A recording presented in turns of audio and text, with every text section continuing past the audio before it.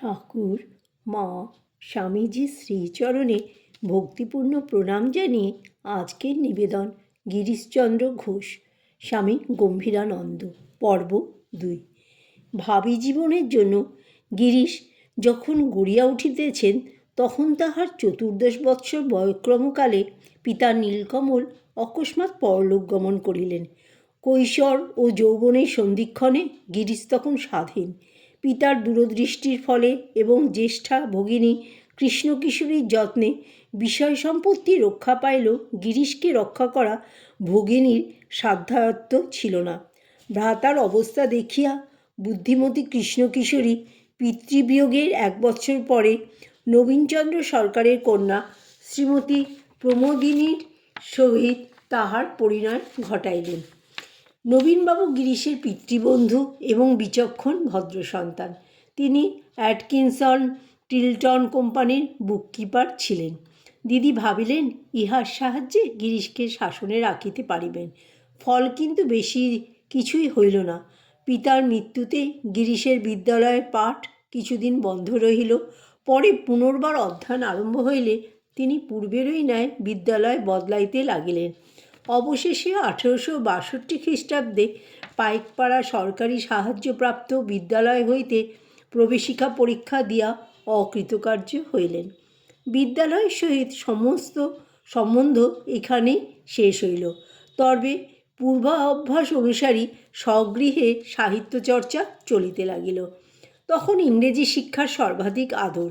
গিরিশ বিবাহের যে যৌতুক পাইয়াছিলেন উহা বিলাস ব্যসনে ব্যয় না করিয়া সেই অর্থে কতগুলি উৎকৃষ্ট ইংরেজি গ্রন্থ কিনিলেন এবং মনোনিবেশপূর্বক অধ্যয়ন আরম্ভ করিলেন। গিরিশ যখন যাহা ধরিতেন তাহাতেই ডুবিয়া যাইতেন। ইংরেজি পাঠকালে নিজের গৃহেই অধিক সময় কাটিত। বন্ধুবান্ধবের সহিত গল্পগুজব পর্যন্ত হইত না। এই কালে তিনি বঙ্গভাষারও ব্যুৎপত্তি লাভের জন্য সচেষ্ট ছিলেন এবং গৃহে বসিয়া উৎকৃষ্ট ইংরেজি কবিতার পদ্যে বঙ্গানুবাদ করিতেন। নিজের সংগৃহীত পুস্তকে পরিতৃপ্ত না হইয়া পরে তিনি এশিয়াটিক সোসাইটির সদস্য শ্রেণীভুক্ত হইয়াছিলেন। যৌবনোদ্গমে অভিভাবকহীন গিরিশের সাহিত্যচর্চার সঙ্গে সঙ্গে কয়েকটি দোষও বৃদ্ধি পাইল। পানদোষ, স্বেচ্ছাচারিতা ও হঠকারিতা ক্রমে প্রবল হইয়া সকলের দৃষ্টি আকর্ষণ করিতে লাগিল। ক্রমে তাহাকে অবলম্বন করিয়া একটি বওয়াটে দলের সৃষ্টি হইল। দলপতি গিরিশ কখনো তুবড়িওয়ালা সাপুড়ের সঙ্গে বান খেলিতেছেন, কখনো পাড়ায় আগত ভণ্ড সন্ন্যাসীকে শাস্তি দিতেছেন, কখনো বা লোকাভাবস্থলে মৃতের সৎকারে অগ্রসর হইতেছেন, আবার কখনো চাঁদা সংগ্রহ করিয়া গরিবের চিকিৎসা ও পথ্যের ব্যবস্থা করিতেছেন। প্রতিবেশীরা যদিও তখন গিরিশ ও তাহার দলের অযাচিত সাহায্যে উপকৃত হইতেন ও উহার প্রত্যাশা রাখিতেন, তথাপি এই উচ্ছৃঙ্খল দলকে তাহারা ভালোবাসিতেন না। জামাতার ভাবগতিক দেখিয়া শ্বশুর নবীনবাবু তাহাকে স্বীয় সওদাগরী অফিসে শিক্ষানবিশ রূপে গ্রহণ করিলেন। এখন হইতে ন্যূনাধিক 15 বর্ষ গিরিশবাবু বিভিন্ন অফিসে চাকরি করিয়াছিলেন। বাংলার ধনাট্যগৃহে তখন পাশ্চাত্যের অনুকরণে থিয়েটারের প্রচলন হইয়াছে। সাধারণ গৃহস্থের পক্ষে উহা দেখার সৌভাগ্য ঘটিত না, তাই জনসাধারণের জন্য শখের থিয়েটার আরম্ভ হয়। গিরিশবাবু অভিনেতা বা সঙ্গীত রচয়িতা রূপে এই সকল সম্প্রদায়ে যোগ দিতেন। পরে 1867 খ্রিস্টাব্দে তাহারই উদ্যোগে অভিনীত শর্মিষ্ঠা নাটকের জন্য কয়েকখানি গান রচনা করিয়া তিনি ওই বিষয়ে খ্যাতি অর্জন করেন। অবশেষে যুগধর্ম অনুসারে শখের থিয়েটারে টিকিট বিক্রয় আরম্ভ হইলে গিরিশবাবু আর ঘনিষ্ঠ সম্পর্ক ত্যাগ করিলেও বন্ধুদের আগ্রহে এবং নিজের অভিনয় স্পৃহাবশত মাঝে মাঝে উহাতে যোগ দিতে লাগিলেন।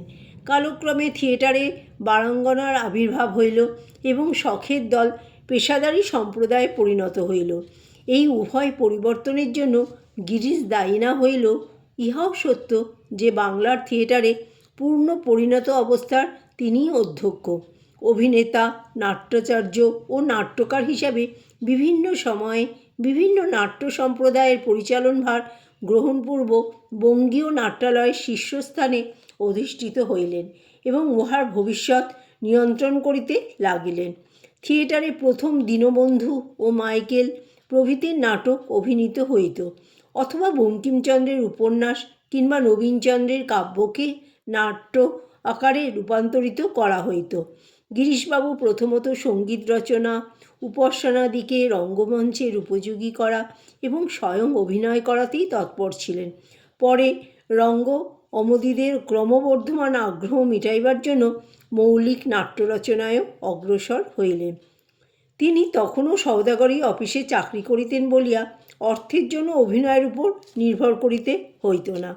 একটি প্রকৃতিগত রসসৃষ্টি ও রসপরিবেশনের প্রেরণাতেই তিনি উহাতে যোগ দিয়াছিলেন।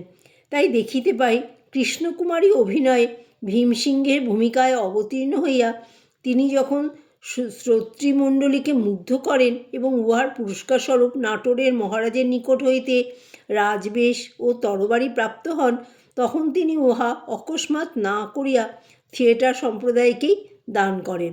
এইভাবে আরও কয়েক বৎসর থিয়েটার ও চাকরি একসঙ্গে চালাইয়া 1881 খ্রিস্টাব্দের 1 জানুয়ারি হইতে তিনি স্বীয় জীবন সম্পূর্ণরূপে থিয়েটারের সৌষ্ঠব সাধনে অর্পণ করিলেন।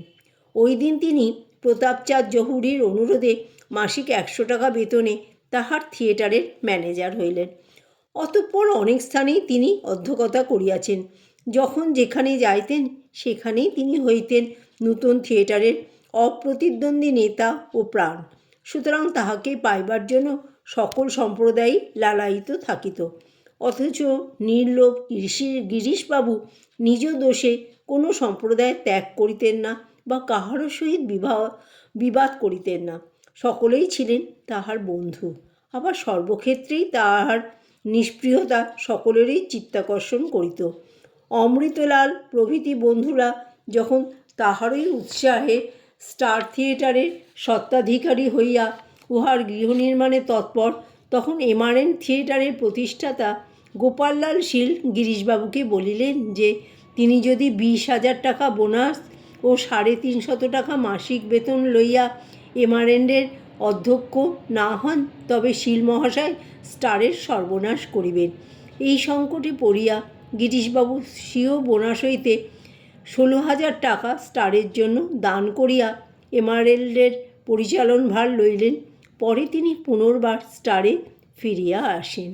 জয় ঠাকুর, জয় মা, জয় স্বামীজি।